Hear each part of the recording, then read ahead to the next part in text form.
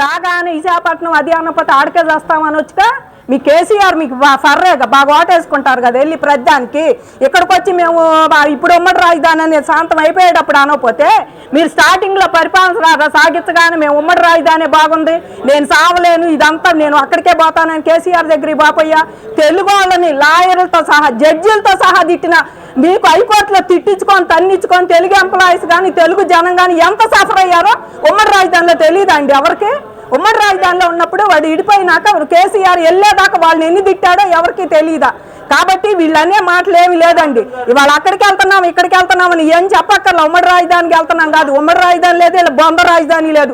ఏదో ఒక మాట అనాలి అంటే పడి ఉంటుంది. తిరుపతిలో నీ శోక అంతా చూసారయ్యా, తిరుపతి అయిపోయింది ఆంధ్రాకి వచ్చాము ఆడుకున్నాం ఆంధ్ర అనేది పెట్టాడు కదా టైటిల్.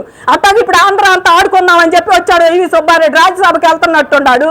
2 ముక్కలు మాట్లాడితే నా పని కూడా అయిపోద్ది. ఉమ్మడి రాజధాని ఎప్పుడు తీసుకుపోతాడు? 5 ఏళ్ల ముందే ఆ పని ఏదో చేయవచ్చు కదా విశాఖపట్నం బాపోతే ఇల్లు.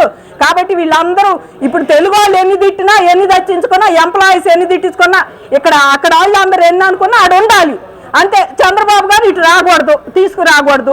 అదే క్రమంలో మీ దగ్గర ఉంటే వీళ్ళు ఇప్పుడు కూడా రాజధాని చేసేవాళ్ళు కాదండి. అదే క్రమంలో ఇప్పుడు అక్కడ ఉంటే కనీసం ఇప్పుడు అమరావతి రాజధాని అని కాస్తన్న బిల్డింగ్లు మీరు ఏళ్ళటానికి అసెంబ్లీ క్యాబ్ ఇవన్నీ వచ్చినాయి. ఇప్పుడు అదే క్రమంలో ఉంటే మీకు అది కూడా వచ్చేది కాదు.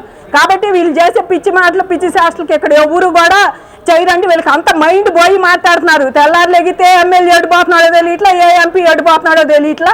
కాబట్టి ఇవన్నీ బ్లాక్ అయిపోయి ఏమనాలంటే ఆఖరికి రైతుల మీద తీసిన సినిమా కూడా దాన్ని హైకోర్టులో వేసి ఆ సినిమా ఆపించే స్టేజ్కి వచ్చారంటే వీళ్ళు ఎంత డిప్రెషన్లో ఉండారో మాకు అర్థమైంది.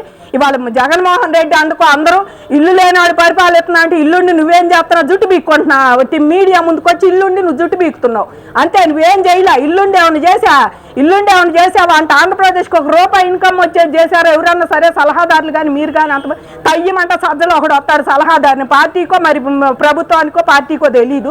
వచ్చి అంతసేపటికి జగన్ నవ్వాడు, జగన్ కూర్చున్నాడు, చంద్రబాబు నవ్వాడు, చంద్రబాబు వెళ్ళాడు వచ్చాడు. ఇది తప్పితే ఏదన్నా ఆంధ్రప్రదేశ్ పనికొచ్చేది ఒక మొక్క చెబుతున్నాడు. క్యాబినెట్ హోదాలో జీతాలు తీసుకుంటాం. మీరు నాశనం చేశారు సలహాదారులను ఇంతమందిని పెట్టి, రాష్ట్రాన్ని అధోగతి పాలు చేసి అప్పులు పాలు చేసి ఇంకా నువ్వేం చేయాలని చూస్తున్నావు మాకు అర్థం కావట్లేదు.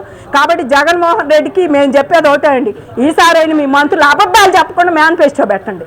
అబద్ధాలు మద్యపాన నిషేధం అని ఒకటి తీసుకొచ్చి 15 ఏళ్ల పాటు ఇంకా పాలసీలు అడ్డం పెట్టుకొని డబ్బులు తెచ్చే సన్నాసులు మీరు ఇంకా అబద్ధాలు చెప్పుకుంటూ వచ్చి ఇంకా మేనిఫెస్టోలో మేము అటు చేస్తాం అమరావతిని జెట్ స్పీడ్లో తీసుకెళ్తాను. మాకేం తెలుసు ఈయన మాట్లాడితే అసలు చేయకుండా చేస్తాను అంటాడని తెలియదు కదా, మాటల్లోనే జెట్ స్పీడ్లో తీసుకెళ్తాడని.